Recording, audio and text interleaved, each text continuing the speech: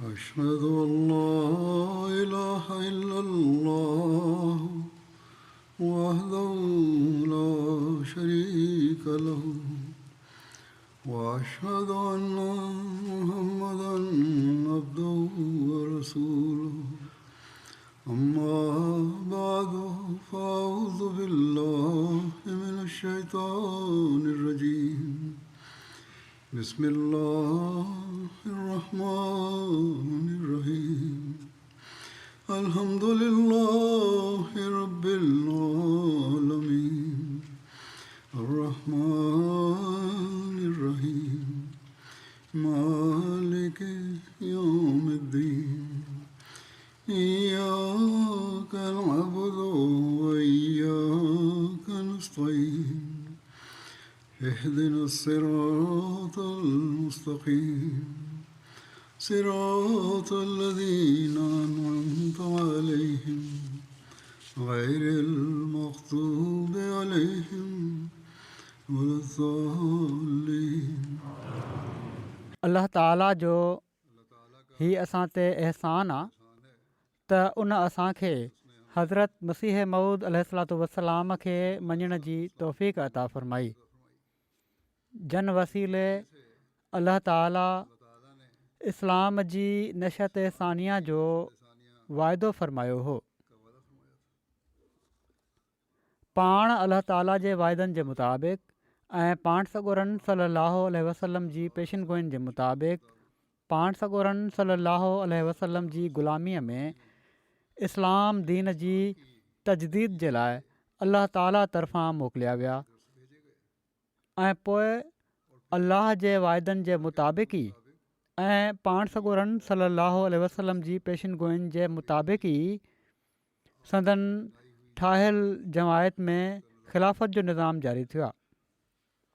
सो ही अल्लाह ताला जे वाइदनि ऐं पाण सॻोरनि सलाहु वसल्लम जी पेशिन गोइनि जे पूरो थियण जो इज़हार आहे, जंहिंजे करे असीं हर साल दुनिया में हर हंधि जिथे जमायत अहमदिया क़ाइमु आहे 27 मई ते ख़िलाफ़त जो ॾिहाड़ो मल्हाईंदा आहियूं।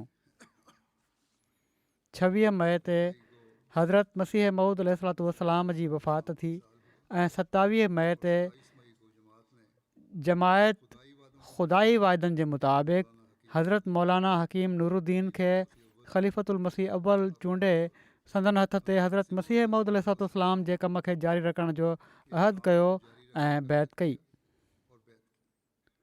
वरी हज़रत ख़लीफ़तुल मसीह अव्वल जी वफ़ात खां पोइ हज़रत ख़लीफ़तुल मसीह सानी जे हथ ते जमायत गॾु थी ऐं बावजूद किन अंदरूनी मुखालफ़तुनि ऐं हर क़िस्म जी अणमुवाफ़िक़ हालतुनि जे अल्लाह ताला जी ताईद ऐं नुसरत जा नज़ारा असीं ॾिठासीं ऐं संदन ख़िलाफ़त 52 साल तक़रीबन जारी रही ऐं इन दौर में जमायत अहमदिया जी तमामु घणी तरक़ी जा नज़ारा असां ॾिठासीं।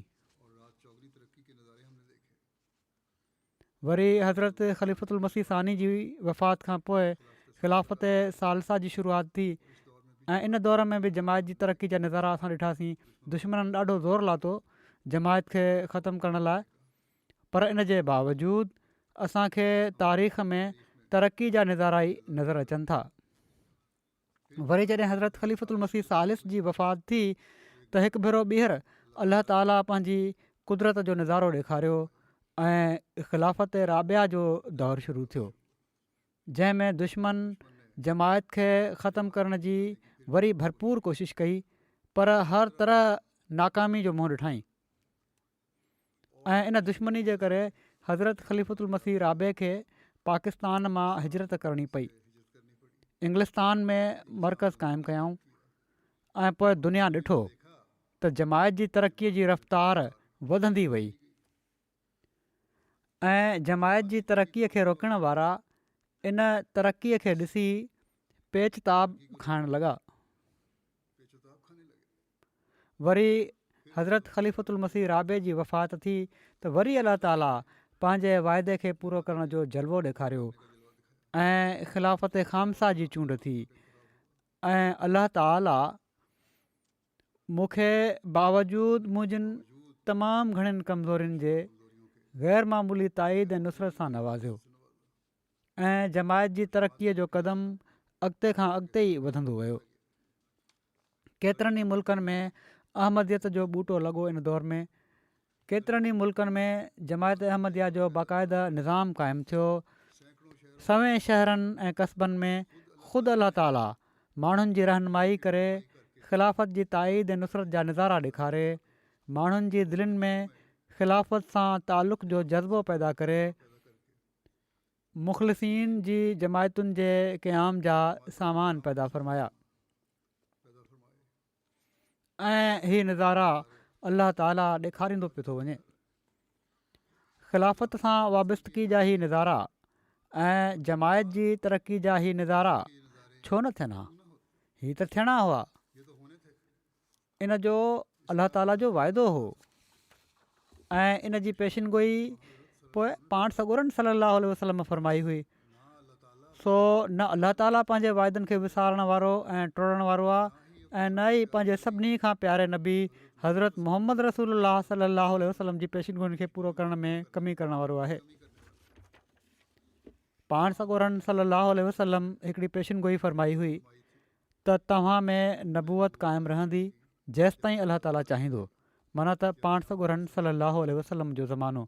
फ़रमायाऊं वरी उनखे ख़तमु करे छॾींदो ऐं ख़िलाफ़त अला मिनहाज नबूअत क़ाइमु थींदी ऐं वरी अलाह ताला जॾहिं चाहींदो इन नेमत खे बि ख़तमु करे छॾींदो। वरी उन जी तक़दीर जे मुताबिक़ तकलीफ़ ॾींदड़ बादशाहत क़ाइमु थींदी जंहिंजे करे माण्हू रंजीदा थींदा ऐं तंगी महसूसु कंदा। पोइ जॾहिं हीउ दौरु ख़तमु थींदो उन जी ॿी तक़दीर जे मुताबिक़ इन खां बि वधी करे जाबिर बादशाहत क़ाइमु थींदी एसि ताईं जो अलाह ताला जो रहम जोश में ईंदो ऐं इन ज़ुल्म ऐं ज़्यादती जे दौर खे ख़तमु करे छॾींदो ऐं इन खां पोइ वरी ख़िलाफ़त अला मिनहाज नबूअत क़ाइमु थींदी ऐं हीअ फ़रमाए पाण ख़ामोश थी विया।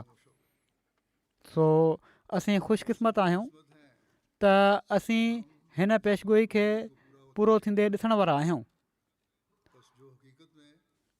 सो जेके हक़ीक़त में पाण सॻोरनि सल्लल्लाहु अलैहि वसल्लम जे ग़ुलाम जी जमायत सां जुड़िया रहण वारा आहिनि उहे अलाह ताला जे फज़लनि जा वारिस बणिजंदा रहंदा इनशा अल्लाह। असीं ॾिसूं था त हज़रत मसीह मऊद अलैहिस्सलाम जी बहसत खां पोइ खां जेको ख़िलाफ़त जो नाम निहाद तसवुरु मुस्लमाननि में क़ाइमु हुयो उहो बि ख़तमु थी वियो ऐं हाणे सिर्फ़ु हुकूमतूं ई आहिनि। ऐं हीअ हुकूमतूं जेकॾहिं जाबिर बि आहिनि त अलाह ताला जी पकड़ खां बचण वारियूं न आहिनि। अलाह ताला कॾहिं कॾहिं रसो ढरो त करे छॾींदो आहे पर ज़ालिमनि खे पकड़ींदो ज़रूरु आहे। बहरहाल जहिड़ो की पाण सॻोरनि सल्लल्लाहु अलैहि वसल्लम फ़रमायो हो ख़िलाफ़त अला मिनहाज नबूअत क़ाइमु थींदी। संदन ग़ुलामी में हज़रत मसीह मऊद अलैहिस्सलाम खे अलाह ताला मबूस फ़रमायो ऐं पाण बि फ़रमायाऊं त मूंखां पोइ बि जमायत में मुंहिंजी ख़िलाफ़त जो सिलसिलो पाण सॻोरनि सल्लल्लाहु अलैहि वसल्लम जी पेशिनगोई जे मुताबिक़ जारी रहंदो। पाण फ़रमायाऊं मां ख़ातमुल ख़ुलफ़ा आहियां। हाणे जेको बि ईंदो जंहिंखे अलाह ताला ख़िलाफ़त जो मक़ाम ॾींदो मुंहिंजी पैरवी में ई ईंदो। सो दुनियावी तौर ते हाणे को जेतिरो बि वणेसि ज़ोर लॻाए वठे कॾहिं बि ख़िलाफ़त जो क़याम हज़रत मसीह मऊद अलैहिस्सलाम खां अलॻि थी नथो थी सघे। बहरहाल संदन वफ़ात जो जॾहिं वक़्तु वेझो आयो त पाण ख़िलाफ़त जे जारी रहण जी ख़बर ॾींदे फ़रमायाऊं अलाह ताला ॿिनि क़िस्मनि जी कुदरत ज़ाहिरु कंदो आहे। पहिरीं ख़ुदि नबियुनि जे हथां पंहिंजी कुदरत जो हथु ॾेखारींदो आहे। ॿियो अहिड़े वक़्त में जॾहिं नबी जी वफ़ात खां पोइ ॾुखियाईनि खे मुंहुं ॾियणो पवंदो आहे ऐं दुश्मन ज़ोर वठी वेंदा आहिनि ऐं सम्झंदा आहिनि त हाणे कमु रही वियो ऐं यकीन करे वठंदा आहिनि त हाणे हीअ जमायत नाबूद थी वेंदी ऐं ख़ुदि जमायत जा माण्हू बि ॿुॾतर में पइजी वेंदा आहिनि ऐं उन्हनि जूं चेलियूं भॼी पवंदियूं आहिनि ऐं केतिरा ई बदकिस्मत मुर्तद थियण जूं वाटूं अख़्तियार करे वठंदा आहिनि। तॾहिं ख़ुदा ताला ॿियो भेरो पंहिंजी ज़बरदस्त कुदरत ज़ाहिरु कंदो आहे ऐं किरंदड़ जमायत खे संभाले वठंदो आहे। सो उहो जेको आख़िर ताईं सबुरु करे थो ख़ुदा ताला जे इन मौजज़े खे ॾिसे थो जहिड़ो की हज़रत अबू बकर सिद्दीक़ जे वक़्त में थियो जॾहिं त पाण सॻोरन सलाहु वसलम जो मौत हिकिड़ो बेवक़्तु मौत सम्झो वियो ऐं केतिरा ई बादिया नशीन नादान मुर्तद थी विया ऐं असाब बि ग़म विचां दीवाने वांगुरु थी विया, तॾहिं ख़ुदा ताला हज़रत अबू बकर सिद्दीक़ खे खड़ो करे ॿीहर पंहिंजी कुदरत जो नमूनो ॾेखारियो ऐं इस्लाम खे नाबूद थींदे थींदे झले वरितो ऐं इन वाइदे खे पूरो कयईं जेको फ़रमाए थो वलयुमक्किनन्न लहुम दीनहुम लज़िर्तज़ा लहुम वलयुबद्दिलन्नहुम मिन बादि ख़ौफ़िहिम अमना, माना त ख़ौफ़ खां पोइ असीं वरी उन्हनि जा पेर ॼमाए छॾींदासीं। फ़रमाइनि था सो ऐं अज़ीज़ो, जॾहिं त क़दीम खां सुनतुल्लाह इहा ई आहे त अलाह ताला ॿ कुदरतूं ॾेखारींदो आहे त जीअं मुख़ालफ़नि जी ॿिनि कूड़ियुनि ख़ुशियुनि खे पामाल करे ॾेखारे, सो हाणे मुमकिन नाहे त ख़ुदा ताला पंहिंजी क़दीम सुनत खे तर्क करे छॾे। तंहिं करे तव्हां मुंहिंजी इन ॻाल्हि ते जेका मां तव्हां वटि बयानु कई आहे ग़मगीन न थियो ऐं तव्हां जूं दिलियूं परेशान न थी वञनि, छो त तव्हां जे लाइ ॿी कुदरत खे ॾिसण बि ज़रूरी आहे ऐं उनजो अचणु तव्हां जे लाइ बहितरु आहे, छो त उहा दाइमी आहे जंहिंजो सिलसिलो क़यामत ताईं मुनक़ते न थींदो ऐं उहा ॿी कुदरत नथी अची सघे जेसि ताईं मां न वञा। ज़िमननि मां हीअ बि ॿुधाए छॾियां त मां त इन ॻाल्हि मां हीअ बि इस्तेमालु कंदो आहियां त जेके माण्हू हज़रत मसीह मऊद अलैहिस्सलाम जी उमिरि जी बहस में पिया आहिनि उन्हनि जो बि इन में जवाबु आहे त पाण पंहिंजी उमिरि जा साल ॻणाए ई न ॿुधायूं त हेतिरा साल बाक़ी आहिनि ऐं पर पंहिंजी वापसी जो इशारो ॾिनो अथनि ऐं उमिरि जे बहस खे का अहमियत न ॾिनी अथनि ऐं पर कमु पूरो करण जी अहमियत आहे। बहरहाल पाण फ़रमाइनि था मां जॾहिं वेंदुसि पोइ ख़ुदा उन ॿी कुदरत खे तव्हां जे लाइ मोकिले छॾींदो जेका हमेशह तव्हां सां गॾु रहंदी, जहिड़ो की ख़ुदा ताला जो बराहीन अहमदिया में वाइदो आहे ऐं उहो वाइदो मुंहिंजी ज़ात जे बारे में न आहे ऐं पर तव्हां जे बारे में वाइदो आहे, जहिड़ो की ख़ुदा फ़रमाए थो त मां हिन जमायत खे जेके तुंहिंजा पोइलॻ आहिनि क़यामत ताईं ॿियनि ते ग़लबो ॾींदुसि। सो ज़रूरु आहे त तव्हां ते मुंहिंजी जुदाई जो ॾींहुं अचे त जीअं बाद हिन जे उहो ॾींहुं अचे जेको दाइमी वाइदे जो ॾींहुं आहे। उहो असांजो ख़ुदा वाइदनि जो सचो ऐं वफ़ादार ऐं सादिक़ु ख़ुदा आहे। उहो सभु कुझु तव्हांखे ॾेखारींदो जंहिंजो उन वाइदो फ़रमायो आहे। जेतोणीकि हीअ ॾींहं दुनिया जा आख़िरी ॾींहं आहिनि ऐं वॾियूं मुसीबतूं आहिनि जंहिंजे नुज़ूल जो वक़्तु आहे, पर हीअ ज़रूरी आहे त हीअ दुनिया क़ाइमु रहे जेसि ताईं उहे सभई ॻाल्हियूं पूरियूं न थी वञनि जंहिंजी ख़ुदा ख़बर ॾिनी आहे। सो ही वाइदा जेके हज़रत मसीह मऊद अलैहिस्सलाम सां आहिनि कुझु पूरा थिया कुझु थींदा ऐं आईंदा असां उन्हनि खे पूरो थींदे ॾिसंदा वेंदासीं। सो जहिड़ो की मां शुरू में बयानु कयो हुयो, अलाह ताला जे वाइदे जे मुताबिक़ संदन वफ़ात खां पोइ ख़िलाफ़त उला जो दौरु आयो ऐं जमायत जो क़दम अॻिते वधंदो वियो। पोइ ख़िलाफ़त सानिया जो दौरु आयो त जमायत में मज़ीद तरक़ी थी ऐं दुनिया जे केतिरनि ई मुल्कनि में जमायतूं क़ाइमु थियूं। वरी ख़िलाफ़त सालिसा जो दौरु आयो त इन में अञा तरक़ी थी। पोइ ख़िलाफ़त राबिया जो दौरु आयो त तरक़ियुनि जा बि नवां दर खुलिया। पोइ ख़िलाफ़त ख़ामिसा जो दौरु आहे ऐं इन में जमायत तरक़ी जूं मंज़िलूं तइ कंदी पई थी वञे। दुश्मन जी भरपूर कोशिशुनि जे बावजूदि जमायत अॻिते खां अॻिते वधंदी पई थी वञे ऐं पर हमेशह वांगुरु ख़ुदा ताला माण्हुनि जी दिलनि में जेके परे परे मुल्कनि में वेठा आहिनि जन कॾहिं बि कंहिं ख़लीफ़े खे ॾिठो बि कोन्हे, ख़ुदि रहनुमाई फ़रमाईंदे ख़िलाफ़त जे झंडे हेठि अचण जी हिदायत ॾिए थो, मुस्लमाननि में ऐं ग़ैर मुस्लिमनि में बि। अहिड़ा सवें हज़ारे माण्हू आहिनि जंहिंजा सीना अलाह ताला खोले थो ऐं हज़रत मसीह मऊद अलैहिस्सलाम सां जेको वाइदो फ़रमायो अथई उनखे पूरो कंदे रोज़ानो जमायत जी ताईद ऐं नुसरत जा नज़ारा ॾेखारे थो। ऐं किन माण्हुनि जा वाक़िया बि पेश करे थो छॾियां जन सां ख़िलाफ़त अहमदिया सां अलाह ताला जी ताईद ऐं उनजे वाइदे पूरो थियण जो नज़ारो असां ॾिसूं था।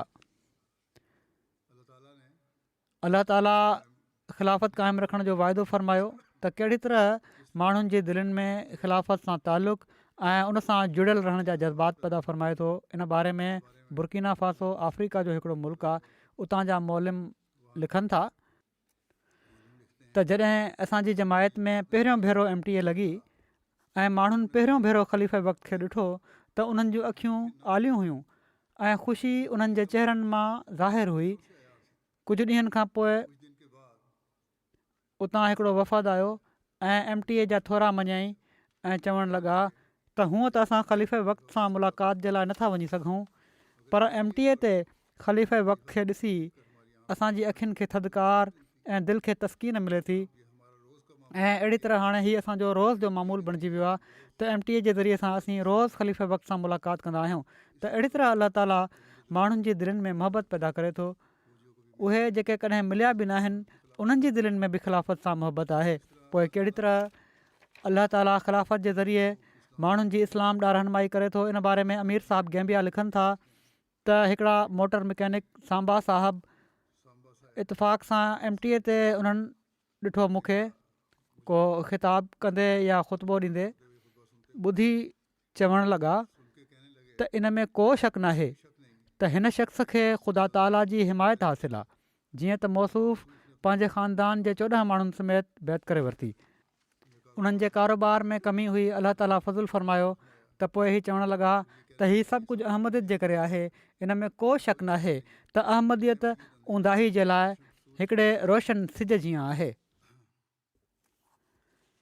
ख़िलाफ़त जी ताईद जो इज़हार ग़ैर बि महसूसु कनि था ऐं पोइ जमायत में शामिलु थियनि था। जर्मनी सेक्रेटरी तबलीग लिखनि था, हाणे अफ्रीका जो मिसाल हुयो, हाणे हीअ अरब आहिनि हिकिड़ा जर्मनी में। हू हिननि जे स्टॉल ते आया, तबलीगी स्टॉल ते क़ुर शरीफ़ जर्मन तर्जुमो खणी विया, पंहिंजो नंबर बि ॾेई विया त जीअं उन्हनि सां राब्तो रखियो वञे। गुज़िरियल साल जलसे सालियाने जर्मनी ते अचण जी हिननि खे दावत ॾिनी वई। उन्हनि पंहिंजे इम्तिहान जे करे, इहे कुझु सालनि जो वाक़ियो आहे, इन लाइ गुज़िरियल साल मां मुराद ही आहे त जॾहिं हीउ वाक़ियो बयानु थी रहियो आहे इन खां 1 साल पहिरियां। बहरहाल जलसे में शामिलु थियण खां हिननि माज़रत कई ऐं पंहिंजी जॻह ते पंहिंजे वॾे भाउ ऐं हिकिड़े ॿिए फैमिली मेंबर खे मोकिले छॾियऊं। जलसे ते हिननि जा भाउ चवणु लॻा मूंखे उते मुंहिंजी तक़रीर ॿुधण खां पोइ त हीउ शख़्स यकीनन ख़ुदा ताला जो ताइद याफ़्ता आहे। अलाह ताला उन्हनि जी दिलि में विधो त ख़िलाफ़त सची आहे। मौसूफ़ उन ई राति बैत फार्म भरियो ऐं जमायत अहमदिया में शामिलु थी विया। हीअ जज़्बात सिर्फ़ु अलाह ताला ई दिलनि में पैदा करे सघे थो ऐं इन लाइ कंदो आहे जो उनजो ई वाइदो आहे। ॿिया अरब दोस्त जेके हुआ उन्हनि जा फैमिली मेंबर, उन्हनि पहिरियां त बैत न कई, पर जमायत जे बारे में काफ़ी सुवाल पुछंदा रहिया। मूंसां अरबनि जी हिकिड़ी निशिस्त बि हुई। तकफ़ीर जे हवाले सां हिकिड़ो सुवालु करणु चाहिनि पिया। इहो ई सुवालु हिकिड़े ॿिए अरब दोस्त करे छॾियो, जंहिंजो मूं उन्हनि खे वॾे तफ़सील सां जवाबु ॾिनो। हीउ जवाबु ॿुधी मौसूफ़ जी तसली थी ऐं बैत जी तक़रीब खां पहिरियां ई बैत फार्म भरे उते उन्हनि दस्ती बैत कई ऐं बैत में शामिलु थिया। गैम्बिया जा अमीर साहब लिखनि था इन बारे में त अलाह ताला कहिड़े तरह सईद रूहनि खे वकोड़े जमायत में शामिलु करे थो ऐं ख़िलाफ़त जी ताईद जे वाइदे खे पूरो फ़रमाए थो। चवनि था त हिकिड़ी जॻह आहे किरगोर, उते जॾहिं जमायत जो क़याम अमल में आयो त हिकिड़े दोस्त अलहाजी फ़ाए साहब जमायत जी शदीद मुखालफ़त कई। जमायती लिटरेचर खे हथ ताईं हणण बि पसंदि न कंदा हुआ, पर असांजे दाईन इल्लाह हिमत न हारी ऐं लाॻीतो उन्हनि खे तबलीग कंदा रहिया। हिकिड़े ॾींहुं ॻोठ में नौमुबाइन जे लाइ तरबियती क्लास जो प्रोग्राम रखियो वियो। असांजे दाईन इल्लाह मौसूफ़ खे इन ॻाल्हि ते राज़ी करे वरितो त हू बेशक को किताब न पढ़नि, पर हिकु दफ़ो असां सां गॾु मिशन हाउस हलिया हलनि ऐं असांजे प्रोग्राम में शामिलु थी वञनि। असां उते तव्हांखे का तबलीग न कंदासीं ऐं न ई तव्हां सां इन मौज़ू ते ॻाल्हाईंदासीं। तव्हां सिर्फ़ु प्रोग्राम में शामिलु थी असां जूं ॻाल्हियूं ॿुधी वठो। जीअं त मौसूफ़ जॾहिं मिशन हाउस आया त चवणु लॻा मां तव्हांजे क्लास में शामिलु थियणु नथो चाहियां, हिते TV वारे कमरे में वेही TV थो ॾिसी वठां।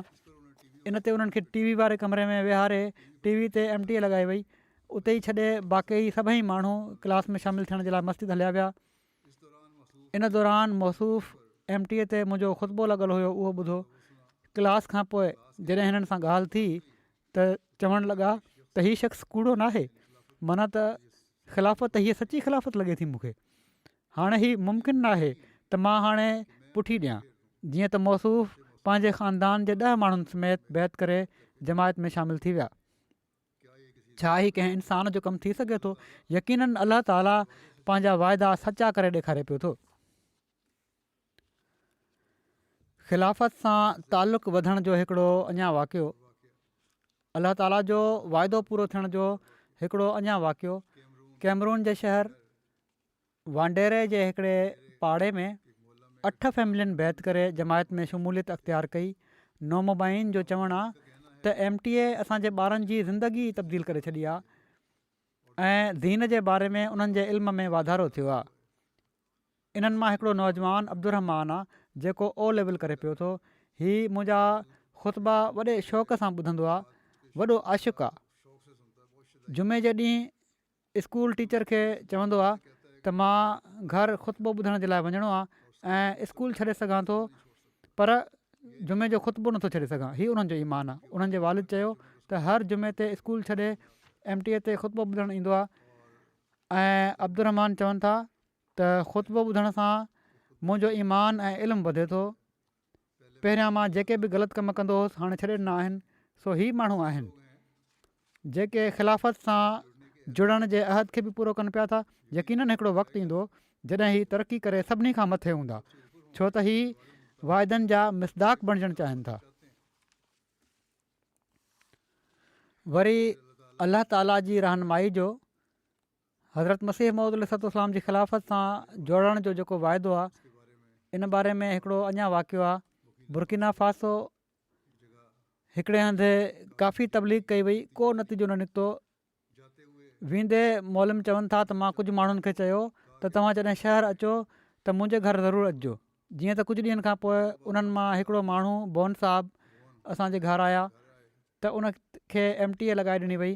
थोरी देरि खां पोइ जॾहिं उन्हनि MTA ते मूंखे ॾिठो त चवणु लॻा त हिन शख़्स खे त मां पहिरियां ई ख़्वाब में ॾिसी चुको आहियां। जीअं त हू उन ई वक़्तु बिना कंहिं दलील जे अहमदियत में दाख़िलु थी वियो ऐं वापसि वञी पंहिंजे ॻोठ वारनि खे ॿुधायईं त ॿियनि ॻोठ जे काफ़ी माण्हुनि अहमदियत क़बूल करे वरिती। हाणे ख़ुदा जे फज़ल सां इन ॻोठ में हिकिड़ी मज़बूत जमायत क़ाइमु थी चुकी आहे। वरी अहिड़ी तरह हिकिड़ो अञा अलाह ताला जी ताईद जो नज़ारो आहे। कहिड़ी तरह माण्हुनि जी दिलनि में ख़िलाफ़त सां अलाह ताला तालुक़ु पैदा करे पियो थो, इस्लाम जी हक़ीक़ी तालीम उन्हनि ते वाज़ह करे पियो थो। इन बारे में किर्गिस्तान सुल्तान साहब आहिनि चवनि था, हाणे हीउ हिकिड़ो किर्गिस्तान जो इलाइक़ो आहे, बिल्कुलु ई ॿियो इलाइक़ो। चवनि था त मुंहिंजे पुट ऐं घरवारी खे बैत करण जी तौफ़ीक़ मिली चुकी हुई। मां 2017 में हर जुमे ते जमायती मिशन हाउस में वञणु शुरू कयो। जॾहिं मां ऐं मुंहिंजी घरवारी गाॾी में जुमे जी नमाज़ जे लाइ पंहिंजी जमायत जे मिशन हाउस वेंदा हुआसीं त तक़रीबन 12 किलोमीटरनि जे सफ़र में असां हमेशह ख़लीफ़े वक़्त जे ख़ुतबे जी रिकॉर्डिंग ॿुधंदा हुआसीं। चवनि था मां जॾहिं बि हिननि ख़ुतबनि खे ॿुधो, इन खां पोइ मुंहिंजा अहसास तमामु मज़बूत थींदा पिया वञनि। जीअं त हिन साल 2 मई माना त हीअ 22 जी ॻाल्हि आहे। चवनि था त 2 मई ते रमज़ानुल मुबारक जे मुक़दस महीने जी पुॼाणी ते ईद जे ॾींहुं मूं बैत कई। मां हीउ पहिरियां करणु चाहियां पियो, पर कहिड़ी न कहिड़ी तरह हीउ कमु रहिजी पियो वञे। मुख़्तसरनि लिखियो अथनि, चवनि था पर जेको कुझु मुंहिंजे अंदरि रूह में थी रहियो आहे मां उनखे बयानु नथो करे सघां, उनखे लफ़्ज़नि में बयानु नथो करे सघिजे। मां हर निमाज़ में अलाह खां इस्लाम जे बारे में इल्म में वाधारे जी दुआ कंदो आहियां। हर जुमे जी निमाज़ मुंहिंजे लाइ लाॻीतो कुझु न कुझु नओं रस्तो खोले रही हूंदी आहे। गिनी बसाओ हिकिड़ो ॿियो मुल्क आहे। कहिड़ी तरह माण्हुनि जा ख़िलाफ़त ज़रिए सीना खोले रहियो आहे माण्हुनि जा अलाह ताला। उस्मान बाल्डे साहब जो हिकिड़ो वाक़ियो आहे। जेके नोमोबाए आहिनि, कंहिं ॿिए इलाइक़े में रहंदा आहिनि, उन्हनि खे जॾहिं इन ॻाल्हि जी ख़बर पई त उन्हनि जा माइट तमामु घणा अहमदियत क़बूल कनि पिया था, त हू किन मुलनि खे गॾु करे हिन इलाइक़े में वठी आया। हिन इलाइक़े में वठी आया त जीअं जमायत जी मुखालफ़त करे सघनि। असांजे मौलम उन्हनि खे चयो त तव्हां मुखालफ़त ज़रूरु कयो, पर असांजो पैगाम हिकु दफ़ो ॿुधी वठो। घटि में घटि इन्हनि में हीअ शराफ़त आहे उते माण्हुनि में त मुखालफ़त कंदा बि आहिनि त पैगाम ॿुधण जे लाइ तयारु थी वेंदा आहिनि। पाकिस्तान वांगुरु न त हठ धर्मी ॾेखारनि। मुले त अचण खां इनकार कयो, उहा त मुलनि जी फितरत आहे, उन त करिणो ई हो। पर उस्मान साहब दावत क़बूल कई ऐं जमायत जो पैगाम ॿुधणु अची विया। जीअं त उन्हनि खे हज़रत मसीह मौद अलैहिस्सलाम जी आमद जे बारे में ॿुधायो वियो। जॾहिं ॾींहुं हू आया उहो जुमे जो ॾींहुं हुयो। उते ख़ुतबो मुंहिंजो लॻो पियो हुयो जेको लाइव MTA ते अची रहियो हुयो। उन्हनि खे ॿुधायो वियो त असां सभई अहमदी जेके आहियूं ख़लीफ़े वक़्त जो लाइव ख़ुतबो ॿुधंदा आहियूं।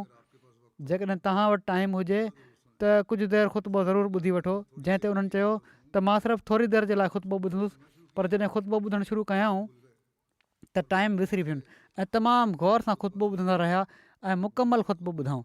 बाद में चवणु लॻा त जमायत अहमदिया काफ़र नथी थी सघे जहिड़ो की मूं ॿुधो हुयो, छो त तव्हांजा ख़लीफ़ा त हज़रत मोहम्मद रसूलुल्लाह सल्लल्लाहु अलैहि वसल्लम जे असहाबी जी सीरत पेश कनि पिया था। कॾहिं कॾहिं के अहमदी बि सुवाल करे छॾींदा आहिनि त असांखे इस्लामी तारीख़ ॿुधाइण जी कहिड़ी ज़रूरत आहे। हीअ तबलीग जो ज़रियो बणिजी रही आहे माण्हुनि जे लाइ, ॿियनि मुस्लमाननि जे लाइ। इन लाइ ज़रूरत आहे ॿुधाइण जी ऐं असांजे पंहिंजे इल्म में बि वाधारो थींदो आहे, जंहिंजो पतो ई न हुयो असां मां केतिरनि खे। चवनि था ऐं का काफ़र जमायत ही कमु नथी करे सघे त असाबनि जी सीरत बयानु करे।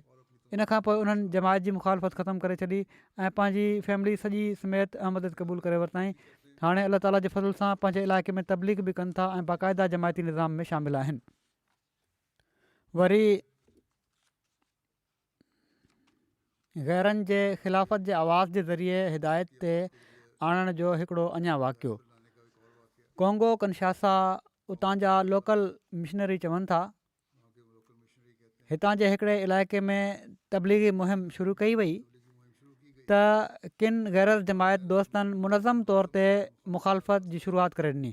पोइ 3 महीननि खां पोइ हिकिड़े ॾींहुं इन्हनि मुखालफ़नि मां हिकिड़ा दोस्त आहिनि उस्मान साहब, उन्हनि मिशन सां राब्तो कयो ऐं चयाऊं त हू पंहिंजी समूरी फैमिली समेत जमायत में शामिलु थियणु चाहिनि था। जॾहिं उन्हनि खां सबबु पुछियो वियो त चवणु लॻा त हिकिड़े ॾींहुं मुंहिंजी घरवारी सैटेलाइट चैनल ॾिसी रही हुई त तव्हांजो चैनल MTA लॻी वियो, छो त उनखे ख़बर हुई त मां अहमद जी मुखालफ़त में पेश आहियां। त उन मूंखे सॼो जॾहिं मां जमायत जे बारे में ग़लति ॻाल्हाइणु लॻुसि त घरवारी चयो पहिरियां पूरो प्रोग्राम ॿुध पोइ ॻाल्हाइजांइ। उन वक़्तु उते मुंहिंजो ख़ुतबो हली रहियो हुयो। ख़ुतबो ॿुधण खां पोइ चवनि था मूंखे यकीन थी वियो आहे त जेको आवाज़ु मुंहिंजे कननि में अॼु पियो आहे इहा ई इस्लाम जी हक़ीक़ी तस्वीर आहे ऐं ख़लीफ़े खे ॿुधण खां पोइ जमायत जी सचाई में मूंखे को शक न आहे रहिजी वियो। ख़िलाफ़त जी मोहबत कहिड़ी तरह अलाह ताला दिलनि में पैदा करे थो, ईमान में कहिड़ी तरह वाधारो करे थो। हिकिड़ो शख़्स जेको हज़ारे मेल परे आहे कॾहिं ख़लीफ़ा सां नाहे मिलियो, जहिड़ो की मां पहिरियां चयो, पंहिंजे जज़्बात जो इज़हार कीअं थो करे। सेनेगाल जा हिकिड़ा उमर साहब आहिनि, चवनि था तव्हांजो ख़ुतबो जॾहिं बि ॿुधंदो आहियां दिलि में हिकिड़ी अजीब लज़त जो अहसासु थींदो आहे। दुआ कयो त हीउ अहसासु हमेशह रहे। ख़ुतबो ॿुधी अखियुनि में ॻोढ़ा अची वेंदा आहिनि। मूंखे तव्हां सां मोहबत आहे। दुआ कयो त ख़ुदा, रसूल ऐं मसीह मऊद ऐं तव्हांजे ख़लीफ़नि सां मोहबत मूंखे दुनिया माफ़िया जी मोहबत खां वधीक करे थिए। तव्हांजी दुआ सां हीअ चवनि था त मुंहिंजे कारोबार में वाधारो थियो आहे। सो हीअ सभु अलाह ताला जे हज़रत मसीह मऊद अलैहिस्सलाम सां वाइदे जो पूरो थियणु आहे। वरी अमीर साहब बेल्जियम लिखनि था त मराकशी हिकिड़ा दोस्त आहिनि मुस्तफ़ा साहब, वॾो वक़्तु अहमद जे बारे में तहक़ीक़ करे बैत कई। उन्हनि चवनि था त मां नंढपण खां ई केतिरनि ई आलमनि जी सोबत में टाइम गुज़ारियो आहे, पर ख़लीफ़े वक़्त जा ख़ुतबा न सिर्फ़ु क़ुर शरीफ़ जो सही तफ़सीर आहिनि ऐं पर इंसान खे अलाह ताला जे वेझो वठी था वञनि। चवनि था हीअ ख़ुतबा ॿुधण खां पोइ मूंखे निमाज़ुनि में मज़ो अचणु लॻो आहे। ख़ुदा ताला मूंखे सचा ख़्वाब बि ॾेखारिया आहिनि। अहमदियत मुंहिंजी ज़िंदगी मटे छॾी आहे ऐं ख़ुदा ताला जे फ़ज़लनि जो ज़िक्र कंदे मौसूफ़ जी अखियुनि में ॻोढ़ा अची वेंदा आहिनि।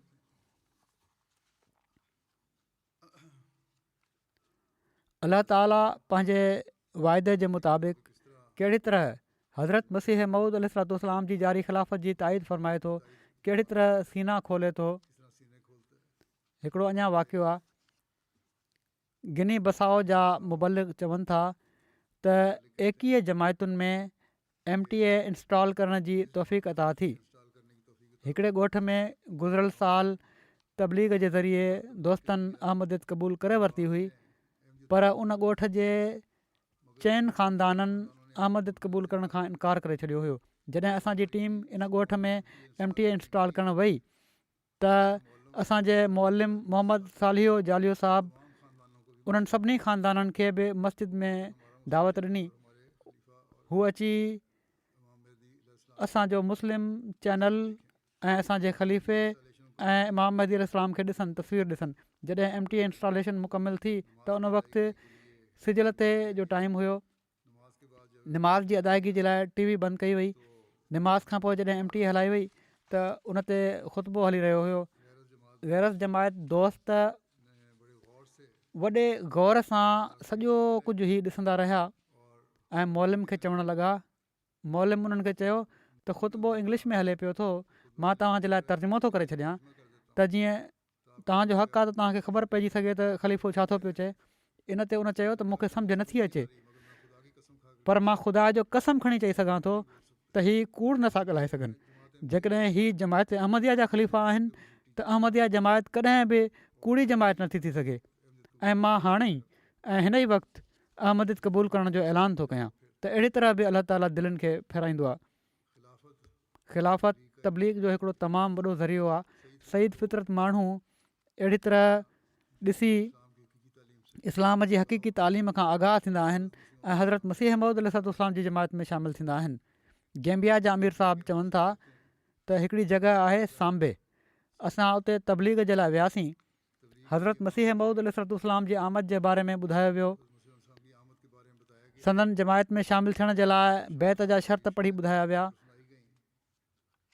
त ॻोठ जा अलकाली उते चीफ जेको हूंदो आहे, उन्हनि जो इमाम ऐं ॻोठ जी तरक़ियाती कमेटी जे चेयरमैन बरजस्तो चयो त रसूलुल्लाह सल्लल्लाहु अलैहि वसल्लम इमाम महदी जी आमद जी पेशिनगोई फरमाई हुई ऐं अॼु हू पहिरियों भेरो इमाम महदी जो ॿुधनि पिया था ऐं जॾहिं खां अहमदियत खे ॾिठो आहे ॾाढो मुतासिर आहिनि। पोइ चवणु लॻा त सिर्फ़ु अहमदी ई हक़ीक़ी मुस्लमान आहिनि, छो त उन्हनि वटि ख़िलाफ़त जी ताक़त आहे जेका सभिनी खे हिकिड़ी माला में पोयूं वेठी आहे। ऐं जॾहिं उन्हनि खे मुंहिंजी तस्वीर ॾेखारी वई त चवणु लॻा त हिन में सचाई नज़र अचे थी ऐं असां TV ते बि ॾिसंदा आहियूं। पोइ सभिनी माण्हुनि जेके वॾे अंग में हुआ उन्हनि बैत करे वरिती। जॾहिं उन्हनि क़ुर शरीफ़ जो तर्जुमो 3 मुक़ामी ॿोलियुनि फोला, मुंडिका ऐं वुल्फ में ॾिठो त चयऊं त अहमदियत ई सचो इस्लाम आहे। कंहिं ॿिए फ़िरके खे हीअ सआदत नसीब नाहे थी जहिड़ो की अहमदी कनि पिया था। ऐं आख़िर ते चयईं त हाणे हू इनशा अल्लाह अहमदियत ते क़ाइमु रहंदा, कॾहिं बि पोइ ते न हटंदा, छो त सचो इस्लाम इहो ई आहे। ॿिया मुला त असांखे अची दोखो ॾियनि था। वरी माली जा मुबलिक चवनि था हिकिड़ा शख़्स रेडियो अहमदिया आया ऐं उन्हनि चयो त मां बैत करणु चाहियां थो। अहमदियत जे करे अॼु मां जहन्नुम जी बाहि खां बची रहियो आहियां। चवनि था मां पुछा कई उन्हनि खां त छा सबबु आहे। चवणु लॻा त किन आलमनि निमाज़ जे बारे में चयो आहे त इन जी का ज़रूरत कान्हे, तंहिं करे हिननि बि निमाज़ पढ़णु छॾे ॾिनी हुई। हाणे निमाज़ुनि खां ई मोकल ॾेई छॾी। पर रेडियो अहमदिया ते ख़लीफ़े जो ख़ुतबो जंहिंमें उन्हनि निमाज़ जी अहमियत जो ॿुधायो, इन जो मूं ते तमामु गहिरो असरु थियो आहे। इन खां पोइ निमाज़ छॾणु मां जहन्नुम में वञणु सम्झां थो। सो अॼु खां मां अहमदी आहियां ऐं कॾहिं बि निमाज़ न छॾींदुसि। हीअ अहिड़ी तरह नवनि अचण वारनि में असरु थी रहियो आहे। पुराणनि खे बि ख़ासि तौर ते पंहिंजा जाइज़ा वठणु घुरिजनि। असांजे ख़िलाफ़ु त हीअ माण्हू ॻाल्हाईंदा रहंदा आहिनि, कुफर जूं फ़तवाऊं बि वठंदा आहिनि मुला। पाण हीअ हाल आहे त इस्लाम जे बुनियादी रुकन जा ई इनकारी आहिनि। हीअ अलाह ताला जो अहसान आहे त ख़िलाफ़त जे ज़रिए सां माण्हुनि जी रहनुमाई करे पियो थो ऐं दीन में बिगाड़ पैदा करण वारनि खां इन्हनि खे आज़ादी मिले पई थी। वरी नाइजेरिया जा मुबलिग चवनि था MTA ॾिसण जे लाइ जेके डिशूं हयूं वयूं आहिनि केतिरनि जॻहुनि ते ऐं ख़ुतबा ॾिसंदा आहिनि, ॿिया प्रोग्राम ॾिसंदा आहिनि। चवनि था हिकिड़े माण्हू चयो त मूंखे जमायत जे बारे में केतिरा ई एतिराज़ हुआ ऐं दिली तसली न पई थिए, पर इमाम जमायत अहमदिया जो ख़ुतबो ॿुधो ऐं कुदरती तौर ते मुंहिंजी दिलि खे तसली मिली वई। मूंखे हक़ीक़ी इस्लाम मिली वियो आहे ऐं समूरा एतिराज़ ख़तमु थी विया आहिनि ऐं मां जमायत में शामिलु थी वियो आहियां। वरी सईद रूहन जी रहनुमाई जो हिकिड़ो ॿियो वाक़ियो गैम्बिया। ख़ुदि पंहिंजे ख़्वाब जो ज़िक्र कनि था। हिकिड़ा साहब मोहम्मद सौ साहब चवनि था हिकिड़ी राति ख़्वाब में ॾिठुमि त हिकिड़ा शख़्स आया ऐं हिननि जे हथ खे मज़बूती सां पकिड़े, हिननि जे ख़्वाब ॾिसण वारे जे हथ खे मज़बूती सां पकिड़े उन चयो अस्सलामु अलैकुम वरहमतुल्लाह। त हिननि सुञातो न केरु आहे हू। माण्हुनि खां पुछा कयऊं त हीअ केरु आहिनि। माण्हुनि ॿुधायो त हीअ अहमदनि जा इमाम आहिनि। ॿी सुबुह हीअ असांजे मिशन आया ऐं असांजे मौलिम खे ख़्वाब ॿुधायाऊं। मौलिम MTA लॻाए छॾी जिथे जुमे जो ख़ुतबो लॻो पियो हुयो। उन्हनि जॾहिं मूंखे ॾिठो त बेअख़्तियार चयाऊं त इहे ई त उहे हुआ जेके कल्ह राति मुंहिंजे ख़्वाब में आया हुआ ऐं पोइ ओड़ी महिल ई अहमदियत क़बूल करे वरितऊं। कैमरून जा मुबलिग इंचार्ज चवनि था त उतां जे हिकिड़े शहर मरवा में माण्हू तमामु घणी MTA अफ्रीका ॾिसी रहिया आहिनि ऐं जमायत में शामिलु थी रहिया आहिनि।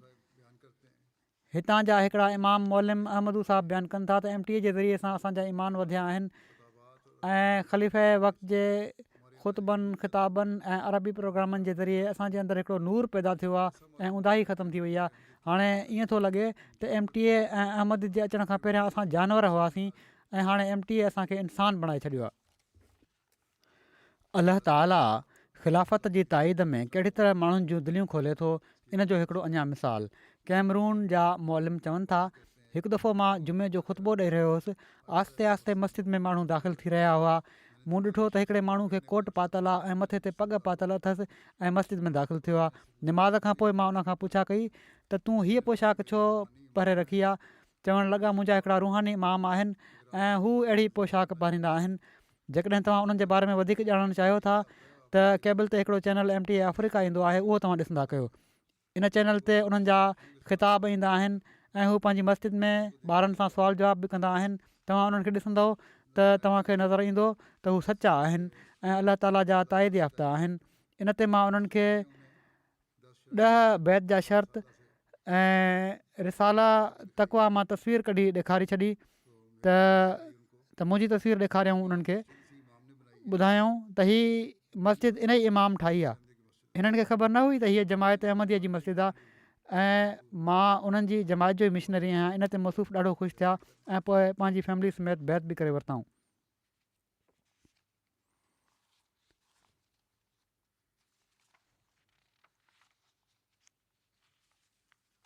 सो ही कुझु वाक़िया आहिनि जेके मूं बयानु कया आहिनि।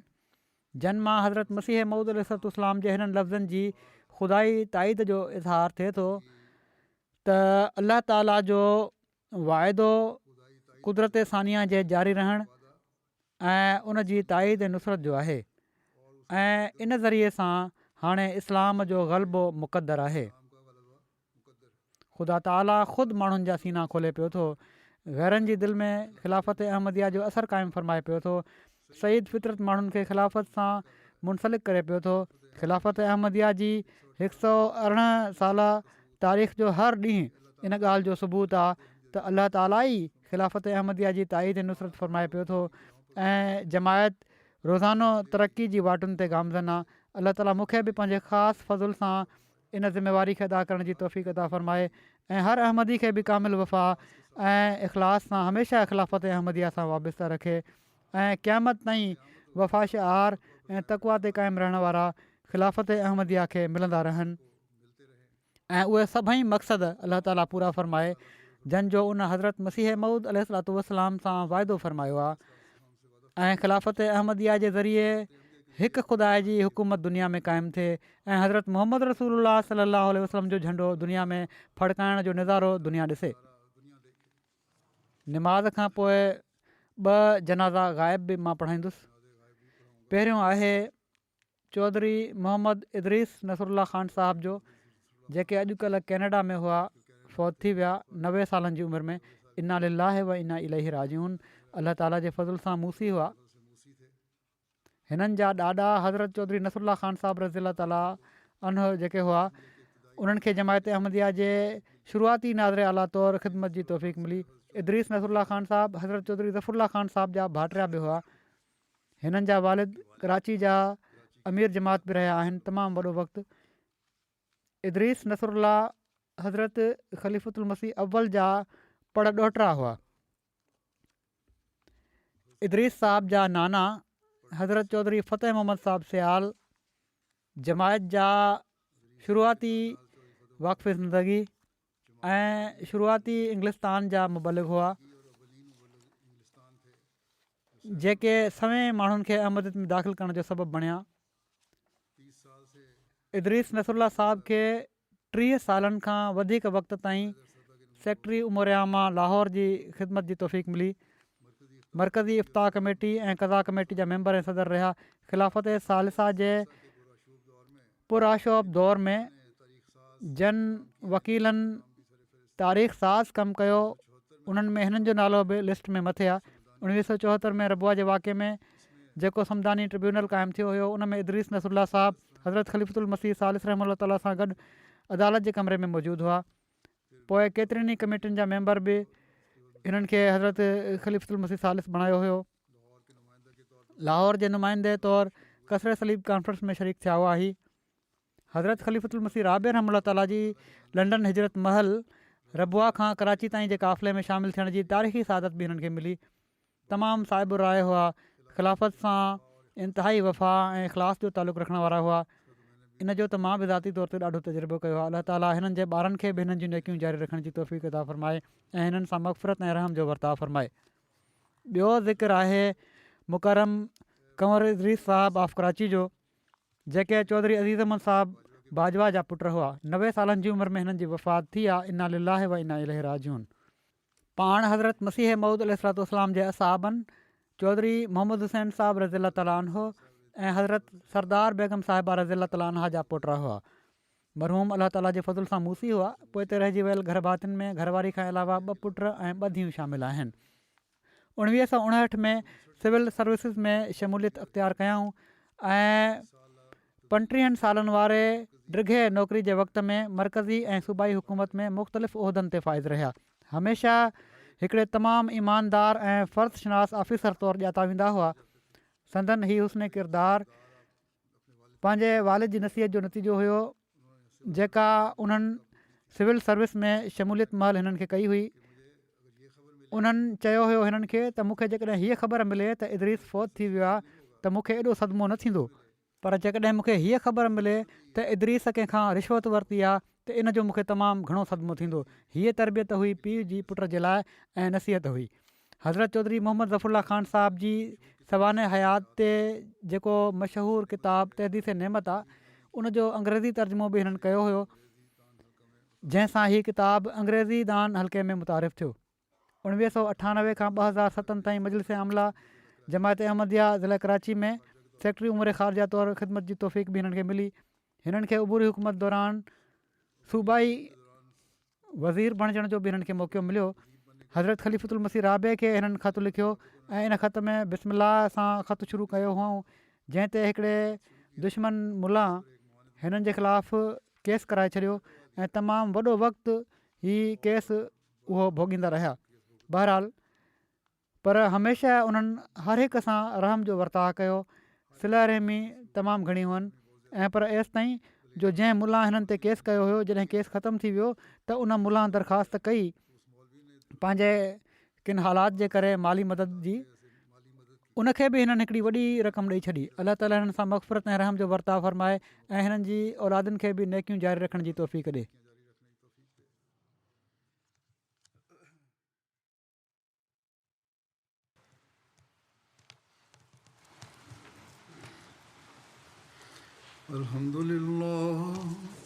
अल्हम्दुलिल्लाह नहमदुहु व नस्तईनुहु व नस्तग़फिरुहु व नुमिनु बिही व नतवक्कलु अलैहि व नऊज़ु बिल्लाहि मिन शुरूरि अनफुसिना ومن سيئات أعمالنا من يهده الله فلا مضل له ومن يضلله فلا هادي له ونشهد أن لا إله إلا الله ونشهد أن محمدا عبده ورسوله عباد الله رحمكم الله إن الله يأمر بالعدل والإحسان وإيتاء ذي القربى وينهى عن الفحشاء والمنكر والبغي يعظكم لعلكم تذكرون اذكروا الله يذكركم وادعوه يستجب لكم ولذكر الله أكبر.